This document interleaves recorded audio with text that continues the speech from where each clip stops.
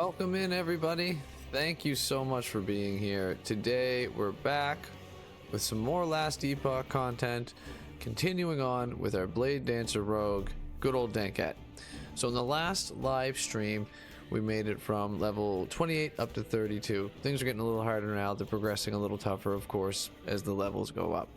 So today what I wanted to go through was the areas that we focused on and where you should put these points and how you should allocate them and in what order.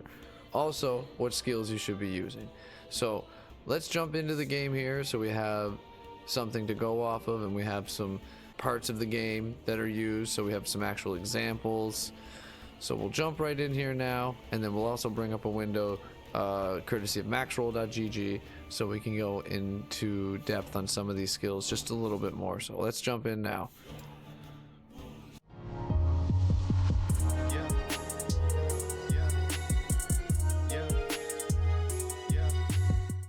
All right, and as always, you're jumping in to the end of time.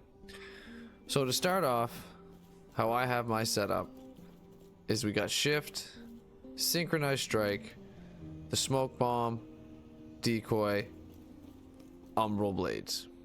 That's my number one. Does the most damage, really keeps things at a distance with the thrown weapon damage. Extremely useful mastery to go in with the rogue. It's, as far as I'm concerned and what I've played so far, really enjoyed the Bladedancer. It's a fun, fast moving, high damage, pretty good survivability class and mastery. So if we jump in to the passives, this is where we obviously allocate our points. So here in just the rogue, where you start off, obviously we allocated our points into guile, evasion, agility, twin blade, so we can equip daggers in the offhands or swords in the offhands. And that's where we also obviously unlock smoke bomb and decoy, and we don't use ballista. So in the max roll build, for the leveling Bladedancer build, we put 20 points into the rogue mastery and then we move on. Now we can see we've also dipped into Falconer, but we'll touch on that one next. So we'll jump over. This is where we're mastered, and that's where we ended up with dancing strikes, which we don't currently use. But here it was been pretty simple. We put all 8 points. Eventually we started off with 5 to unlock this, so we put 5 points into pursuit, which increases the melee damage as well as the throwing attack damage.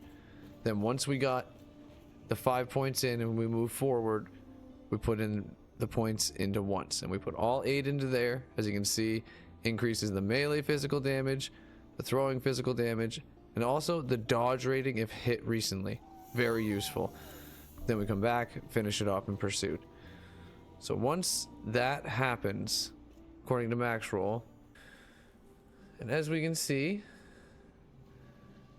this is a very useful tool as well, as far as I'm concerned. So it's got you your early setups.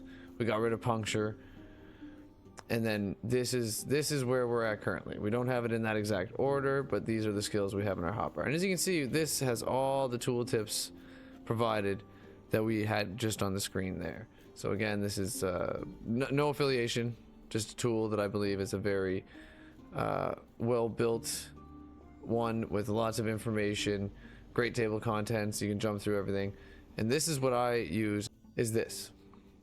And this is where you can go before level 5, for level 16, final setup, and then you can also manipulate everything through here.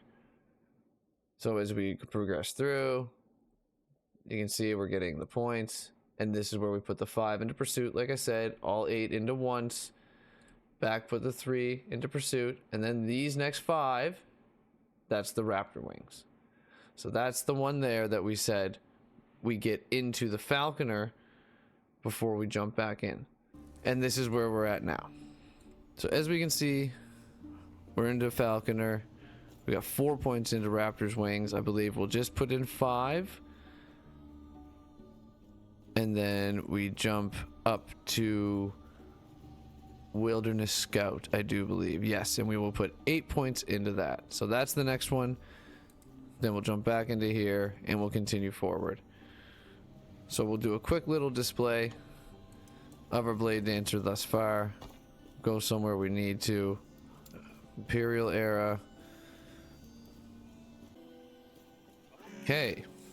Okay. So now we are back. You're still here. We should be. And we are going to do a quick little demonstration of our skills so far. So we're loaded up. QWER, still kind of getting used to that, but it works. Now we're going to come in with our umbral blades. And we are going to do some work here, folks. Yes, we are.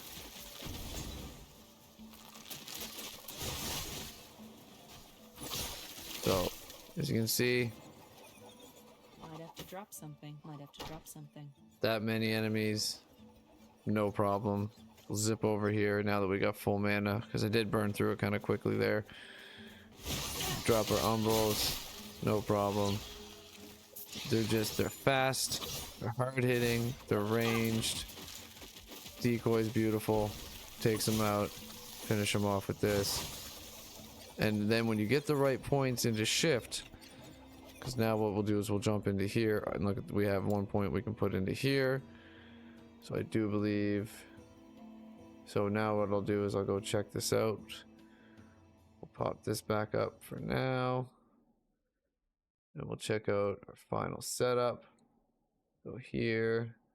So we're gonna go to Soul Thief. Soul Thief. This is where we're currently putting our points.